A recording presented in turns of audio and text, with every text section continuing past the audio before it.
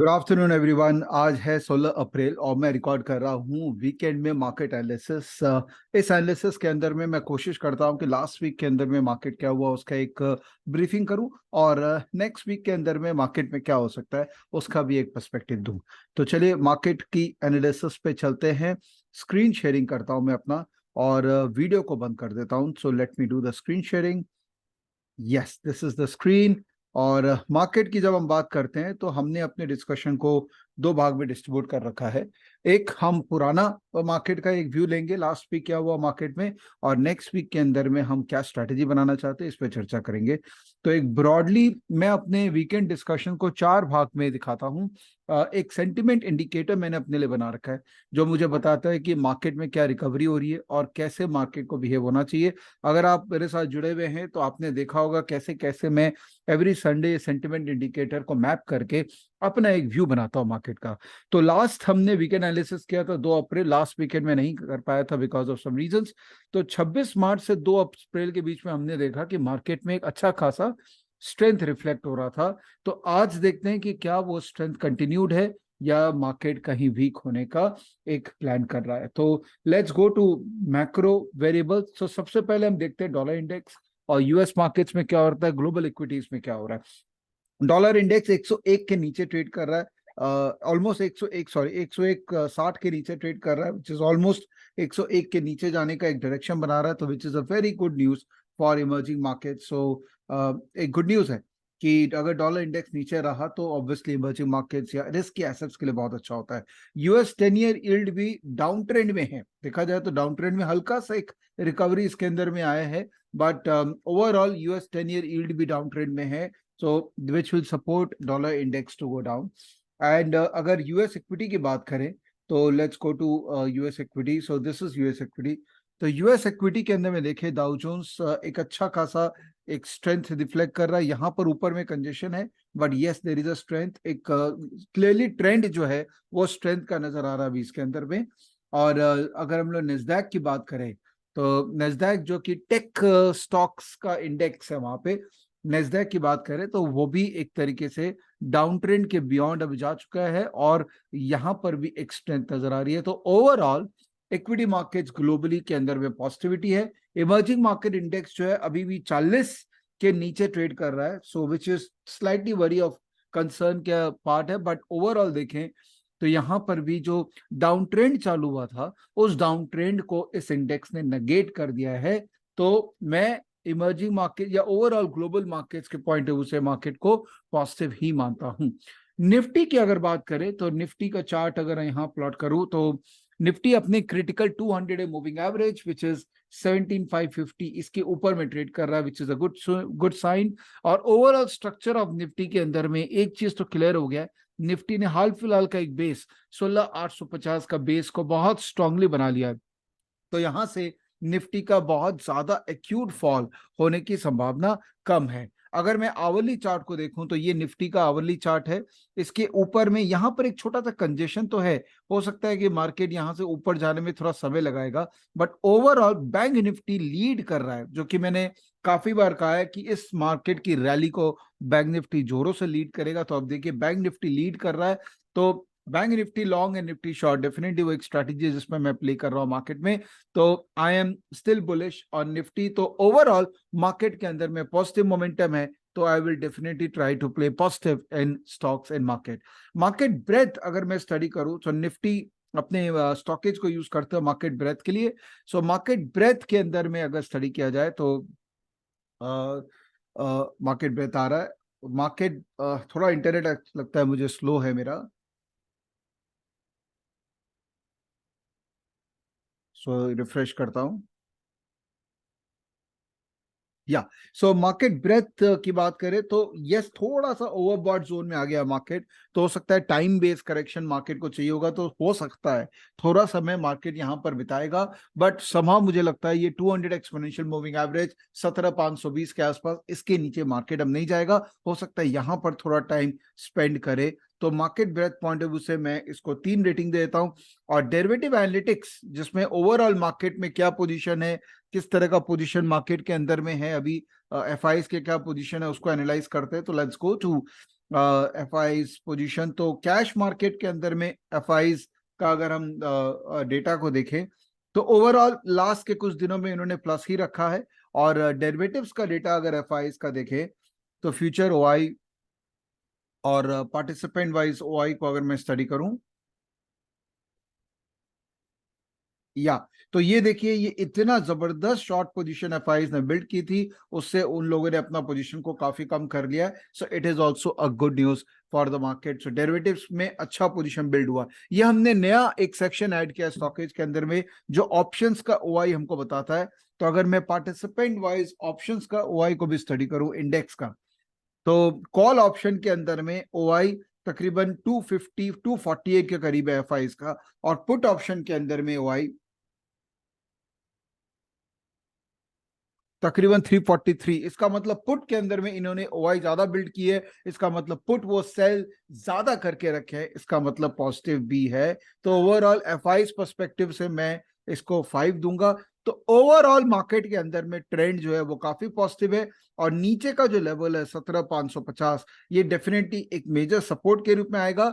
और ऊपर का जो लेवल है, जो मैं निफ्टी के चार्ट में यहां देखता हूं, ये जो ऊपर के कंजेशन वाले लेवल है, आप मान लीजिए ये जो लेवल है 18,200 के करीब, ये एक इंपॉर्टेंट लेवल होता है जहां मार्केट के अंदर में कुछ ठहराव आया जा सकता है। तो 18,200 और नीचे में 18,200 और नीचे में 17,550, ये अच्छा खासा रेंज है मार्केट का। अब चलते स्टॉक स्पेसिफिक बात करते हैं। देखिए, अभी मार्केट के अंदर में अर्निंग सीजन चालू हो गई है। तो स्टॉकेज के अंदर में अगर आप जाओगे तो आपको यहां पर नजर आ जाएगा स्टॉक्स जहां पर अर्निंग है। तो न्यूज एंड अपडेट में जाके रिजल्ट्स में अगर मैं जाता हूं तो यहां आपको नजर आएंगे स्टॉक जहां पर अर्निंग आई है। तो एचडीएफसी बैंक ने अर्निंग रिलीज की थी, बहुत ही जबरदस्त अर्निंग ग्रोथ दिखाया एचडीएफसी ने। नेट प्रॉफिट ग्रोथ देखिए 20% है, सेल्स ग्रोथ तकरीबन 34%। तो आई थिंक एचडीएफसी बैंक एक अच्छा खासा लॉन्ग टर्म स्टोरी के रूप में इमर्ज आ सकता है। तो एचडीएफसी में चलते हैं, इसका चार्ट देखते हैं। जब भी आप रिजल्ट बेस्ड कोई भी स्टॉक में व्यू बनाएं तो देखिए वीकली चार्ट को जरूर देखिएगा, because weekly chart he long term trend को डिफाइन करता है। तो look at this HDFC bank, मुझे बहुत पसंद आ रहा है ये चार्ट। एचडीएफसी बैंक देखिए वीक के हाई को भी इसने ब्रेक किया है। तो एचडीएफसी बैंक के अंदर में अब अपने को तेजी का ही स्ट्रेटजी रखना है। उसके अलावा इन्फोसिस का डेटा आया था, काफी ज्यादा अंडर एक्सपेक्टेशन से काफी खराब था डेटा। उतना ज्यादा प्रॉफिट ग्रोथ नहीं हुआ है, थोड़ा सा रेवेन्यू ग्रोथ हुआ है। तो इन्फोसिस का अगर मैं चार्ट देखूं तो इसके अंदर में क्लियरली एक नेगेटिव ट्रेंड नजर आ रहा है। तो मेरे लिए बेस्ट ट्रेड क्या है, एचडीएफसी के अंदर में तेजी खेलना है और इन्फोसिस के अंदर में मंदी खेलना है। उसके अलावा और भी कंपनीज है जिसके रिजल्ट आए थे, अगर आप इन सारे रिजल्ट्स को स्टडी करें और इन कंपनीज के चार्ट को स्टडी तो करें तो कोई ना कोई आपको इसके अंदर में एक ट्रेंड समझ में आ जाएगा और आप मोमेंटम प्ले कर पाएंगे। अगर आपको रिजल्ट प्ले करना है तो स्टॉकेज में फोर्थ कमिंग में रिजल्ट्स यहाँ पर कैलेंडर दिया हुआ है। तो कैलेंडर में जैसे एंजल का मंडे को रिजल्ट आएगा, जस्टाइल का आएगा, टीवी 18 का, हैथवे का। तो जो मेजर कंपनीज है उनको मार्केट कैप वाइज हमने सॉर्ट कर दिया है। तो आप डेट वाइज चेक कर सकते हैं किस कंपनी का रिजल्ट आने वाला है, अकॉर्डिंगली आप रिजल्ट के आधार पे भी मार्केट में ट्रेड कर सकते हैं। मेरी एक ही सजेशन रहेगा, don't be in a hurry to trade stocks जिनमें रिजल्ट है। आप देखो हमेशा रिजल्ट के बाद एक रिएक्शंस आता है, don't be in a hurry to trade those reactions. Better है रिएक्शन आए, सेटल हो जाए और स्टॉक के अंदर में स्ट्रेंथ या वीकनेस दिख रहा है तो उस स्ट्रेंथ और वीकनेस को प्ले करें।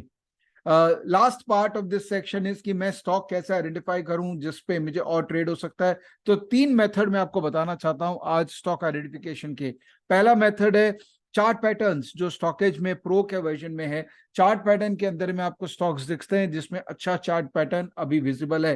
फॉर एग्जांपल क्रिसिल, आप देखिए क्रिसिल के अंदर में यहां पर एक अच्छा खासा चार्ट पैटर्न में ब्रेकआउट नजर आ रहा है। प्लस अगर मैं इसका आरएस और आरएसआई को प्लॉट करूं और डिलीवरी को प्लॉट करूं तो मुझे क्लियर कट नजर आ रहा है कि इस स्टॉक के अंदर में डिलीवरी बेस्ड इंटरेस्ट भी है लोगों का, साथ में ये स्टॉक में मोमेंटम भी है। तो मुझे क्रिसिल के अंदर में पॉजिटिव खेलने में कोई प्रॉब्लम नहीं लगता है। तो टिपिकली चार्ट पैटर्न बेस्ड जो स्टॉक होते हैं उनको मैं डेली और 2 आवरली के आधार पर ट्रेड करना चाहता हूं।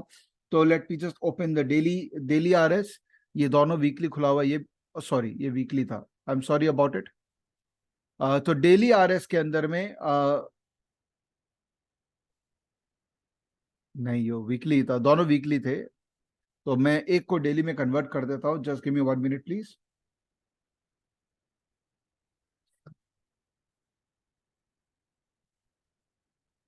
तो यहाँ पर मैं चार्ट पैटर्न को ले आता हूँ। तो चार्ट पैटर्न में जो जो स्टॉक आ रहे हैं उनको मैं यहाँ पर ट्रेडिंग व्यू में लिस्ट करता जाता हूँ। और अभी आप देखिए ये सारे स्टॉक्स है जिनमें चार्ट पैटर्न में कितना जबरदस्त एक्शन विजिबल है। ऑब्वियसली आपको रिस्क रिवॉर्ड भी देखना पड़ेगा। अभी देखिए ये सारे stocks, Fin Cables, Linde India, Poonawalla, ये सारे चल तो बहुत रहे हैं, बट इसके अंदर में जैसे ये Poonawalla is not looking so great, Linde वगैरह चल तो बहुत अच्छे रहे, लेकिन इनके अंदर में रिस्क रिवॉर्ड रेशियो उतना फेवरेबल नहीं है। बट जो स्टॉक्स मुझे इंटरेस्टिंग लग रहे हैं वो है क्रिसल, बॉश। बॉश देखिए कितना प्यारा पैटर्न इसने बनाया है, और इसके अंदर में हमको कुछ एक्शंस मिल सकते हैं। एसआरएफ देखिए कितना प्यारा पैटर्न है इसका, इसके अंदर में रिस्क रिवॉर्ड रेशियो भी फेवरेबल लग रहा है, तो मैं इसके अंदर में पार्टिसिपेट कर सकता हूं। तो चार्ट पैटर्न एक तरीका हुआ स्टॉक आइडेंटिफाई करने का। दूसरा तरीका, स्टॉकेज के अंदर में कॉम्बो के अंदर में मैं दो यूज करता हूं एक्टिवली। पहला हो गया जो आरएस वाला है, तो पावर ऑफ आरएस मैंने बनाया, जिसमें सारे आरएस के मेजर इंडिकेटर्स मैंने डाल दिए। तो यहां से स्टॉक आइडेंटिफाई हो रहे, जो कि मैं वीकली बेसिस पे जो चार्ट है उसमें देखता हूं। तो पावर ऑफ आरएस के अंदर में ये स्टॉक्स आप देखिए कितने प्यारे मूवमेंट इन स्टॉक्स के अंदर में मिले हैं जब से ये लोग इनमें मोमेंटम अच्छी खासी है।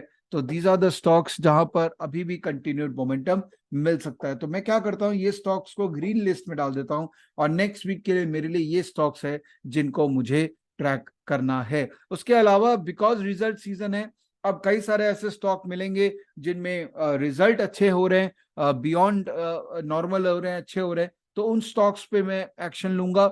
आप जब रिजल्ट सीजन में जाते हैं तो यहाँ पर वो आपने, मैंने एक कॉम्बो स्कैन बना रखा है, उसको मैं अगर करंट पीरियड के हिसाब से खाली फिल्टर करूं, तो अभी तक कोई स्टॉक नहीं है जिसके अंदर में रिजल्ट आया और करंट पीरियड के हिसाब से वो अच्छा परफॉर्म कर रहे हैं। तो लास्ट पीरियड के हिसाब से ये सारे स्टॉक्स है जिनका रिजल्ट अच्छा है, तो उनको भी मैं, क्योंकि ये रिजल्ट ओरिएंटेड है, इनको भी मैं रिजल्ट पॉइंट ऑफ व्यू से, फाइनेंशियल इंप्रूवमेंट परफॉर्मेंस के हिसाब से वीकली चार्ट देखता हूं। तो ये सारे स्टॉक्स है जिनमें वीकली बेसिस पे रिजल्ट्स अच्छे है और वीकली चार्ट भी जिसके अंदर में स्ट्रेंथ दिखा रहा है, तो मैं इन स्टॉक्स के अंदर में मोमेंटम प्ले करने का प्लान बनाता हूं। राइट।